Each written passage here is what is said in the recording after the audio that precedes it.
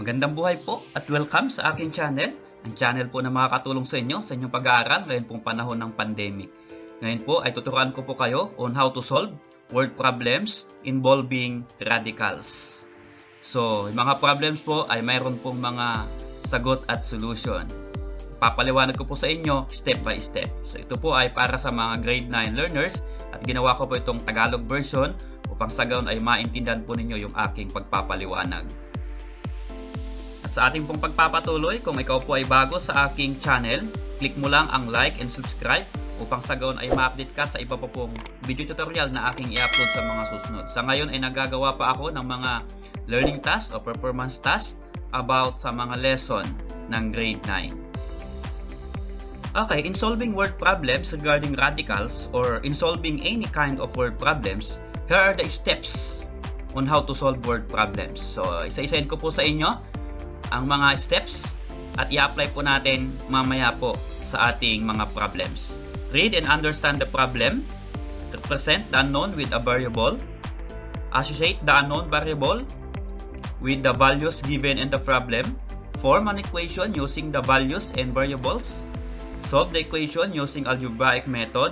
And of course, we need to prove and check if our answer is correct. Okay, ito po yung mga gagamitin natin sa mga problems na ating susolve later on. Okay, I will present some problems involving radicals. So, we'll solve it step by step. At kung may problem na bigay sa iyo ng teacher mo na performance task o learning task at wala dito sa aking mga problems na ipapaliwanag ngayon, pwede mo lang i-comment sa comment box at tutulungan kitang sagutan ito. Ano po? Okay. So, number 1 example.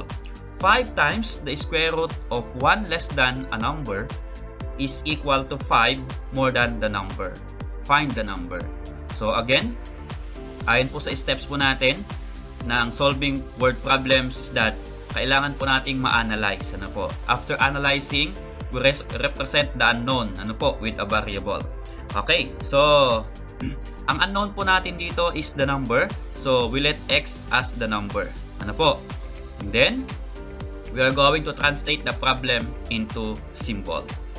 Okay, so this is the problem. Again, we'll repeat.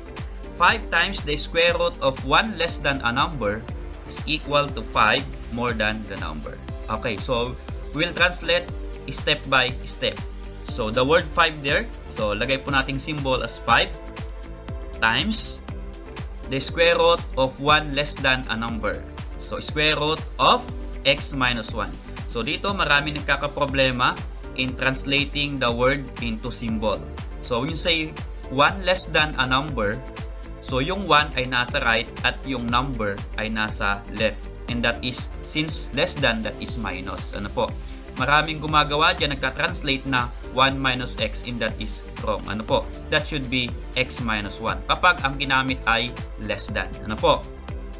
And then, yung word na is equal to, equal in symbol, 5 more than is addition, then the number again is x. Okay, so our equation now form is 5 square root of x minus 1 is equal to 5 plus x. So yan po yung translation ng ating statement, and then so solve po natin. Okay, that is a translation of the equation. Now we will solve. So 5 times square root of x minus 1 is equal to 5 plus x. So, in this case, na magkahiwalay na po yung may radical sign at yung wala. So, all you have to do is square both side of the equation. Okay? Square po natin both side of the equation. So, bakit po square? So, to cancel square root.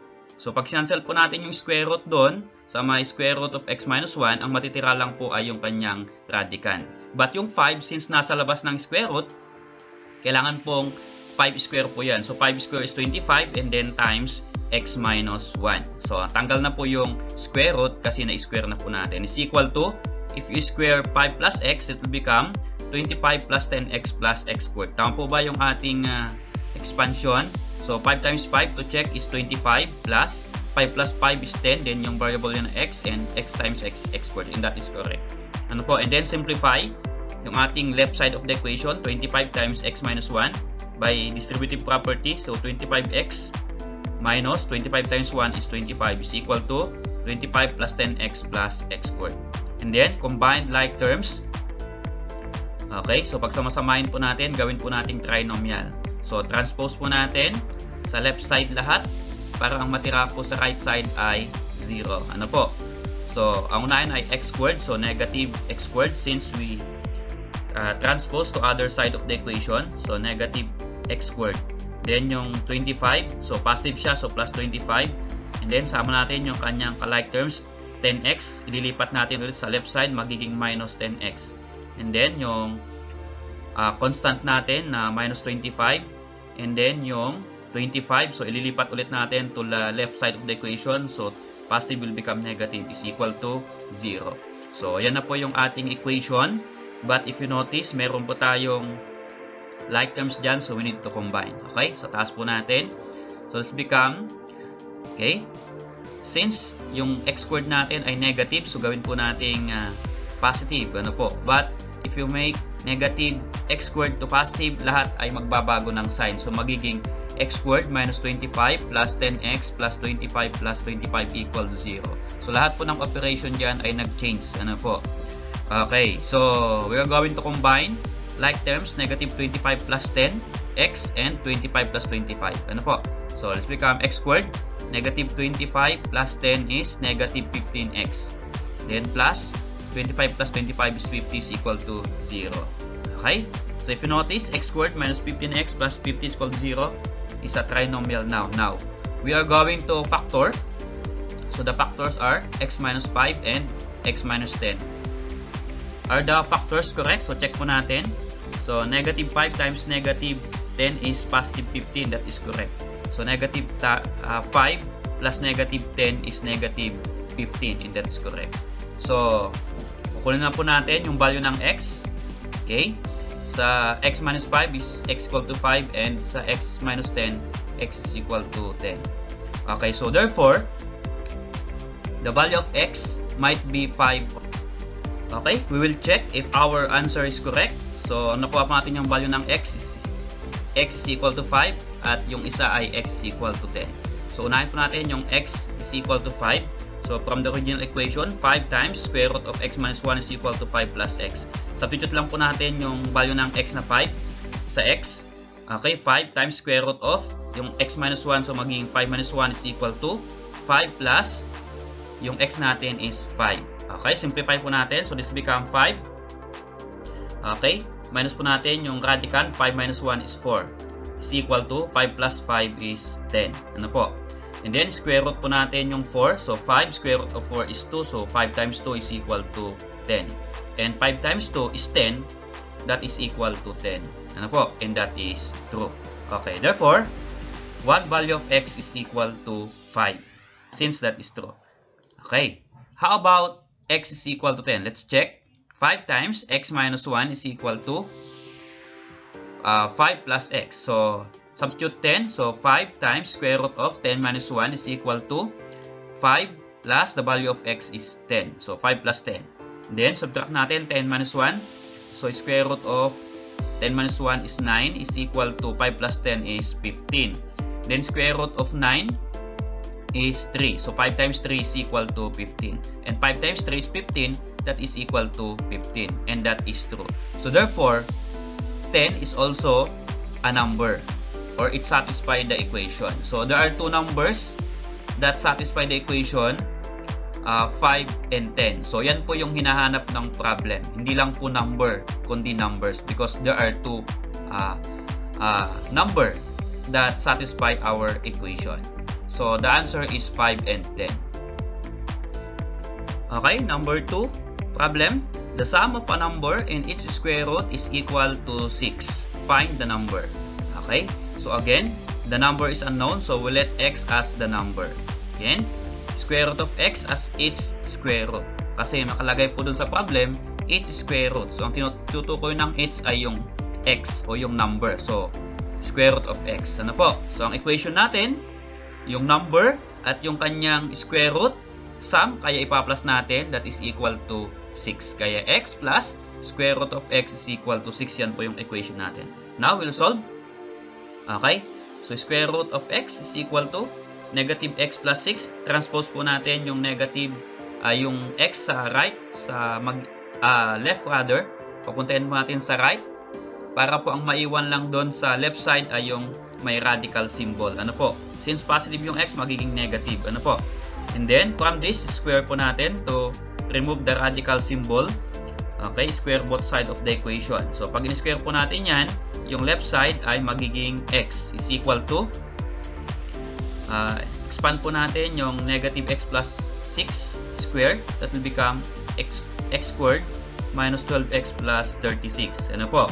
And then, combined like terms. So, lagay po natin lahat sa left side. So, magiging x squared minus 12x minus x plus 36 is equal to 0.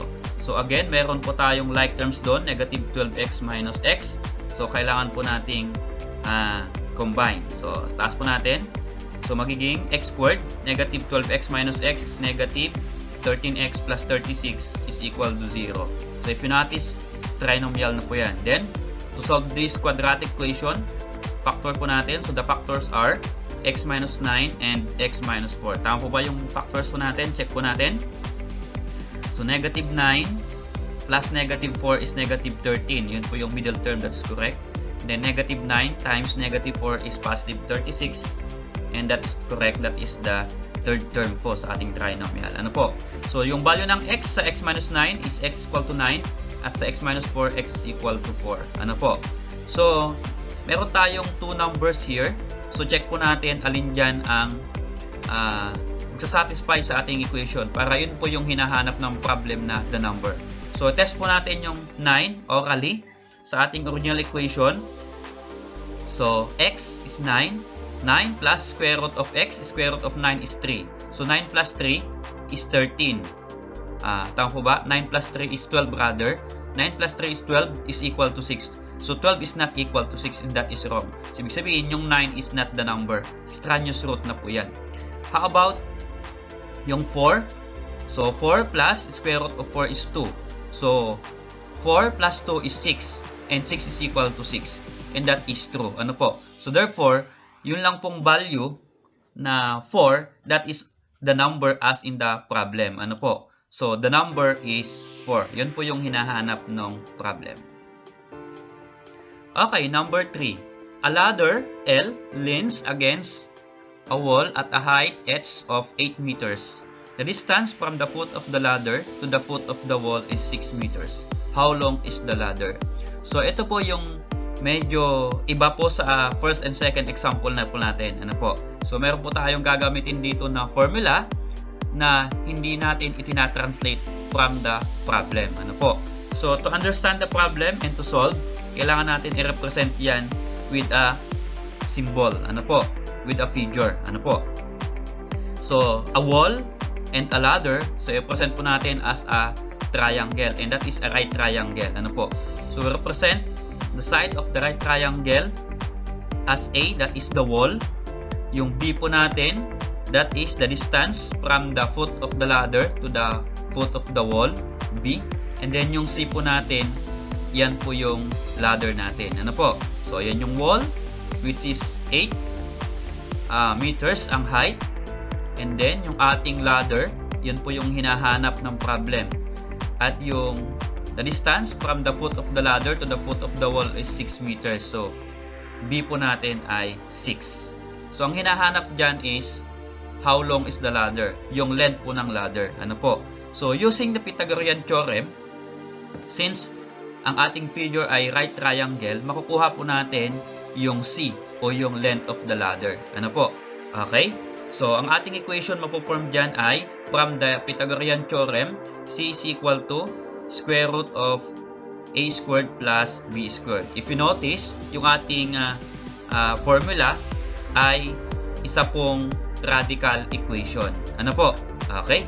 So, to solve this problem, sasubstitute lang natin yung value ng A and B. Ano po? So, we solve. C is equal to square root of, yung A is 8, so 8 is squared. At yung B is 6, so B is squared. Tama po ba? And then, tama po yan. So, simplify po natin. 8 is squared is equal to 64 and 6 squared is equal to 36. Then add C is equal to 64 plus 36 is equal to 100. And the square root of 100 is equal to 10. Actually, dalawa pong square root of 100. 10 and negative 10. Since length po ang hinahanap, wala pong negative length or negative distance. So, consider lang po natin yung positive value. So, C is equal to 10. So, therefore, ang length of the ladder is equal to 10. Yan na po yung sagot na hinahanap ng problem. Okay, number 4 example po tayo. The cube root of the sum of two consecutive positive odd integers is equal to 2. Find the larger integer. Okay, so kailangan natin mahanap yung dalawang odd integers na consecutive at yung mas malaki doon, yun yung hinahanap ng problem na larger integer. Ano po? Okay, so since dalawa yung integer, so we let x as the first integer and we let x plus 2 as the second integer or odd integer. So bakit po x plus 2 yung second integer? So ang pagitan po ng odd integers ay 2 units. So magpa-plus lang tayo ng 2 sa first integer. Yun po yung second integer na ka-consecutive po niya. Ano po? Okay, so ang equation po na mapo-form po natin yan, cube root po. So in symbol, cube root of, ang first integer natin ay x. So x, since sum, so plus, second integer natin, x plus 2 is equal to 2 according to the problem. Okay, solve po natin. So, if you notice sa ating radicand, x plus 2, mayroon pong like terms doon, x plus x, simplify po natin. So, is cube root of x plus x is 2x plus 2 is equal to 2. Ano po? And then, yan na po yung radicand po natin or yung radical equation. So, to solve this one, since cube root, cube both side of the equation. Ano po? So, is equal to 2 cube. Bakit po i-cube po natin? To eliminate, to cancel cube root. Ano po? So, ang matitira sa left side, kung kunin po natin yung cube root of 2x plus 2 cube, yung radicand lang po yan. So, 2x plus 2 is equal to 2 cube is 8. And then, simplify na po natin yung ating equation. So, isama po natin yung 2 sa right side para makuha yung value ng x. Okay, 8. So, plus 2 sa left, magiging minus 2. Ano po? Pag tinranspose po natin. Okay, 8 minus 2 is equal to 6. Okay, 2x is equal to 6. Then, the value of x is 3. So, how? Shortcut ko na po. So, divide lang tayo ng 2. Both side of the equation. So, 2 divided by 2 is 1. So, x na yun. And then 6 divided by 2 is 3. So, x is equal to 3. That is our first odd integer. Ano po? So, ano po yung ating second integer ay x plus 2. Ano po? Substitute lang po natin yung na-compute natin na value ng x na 3. So, 3 plus 2 is equal to 5. Ano po?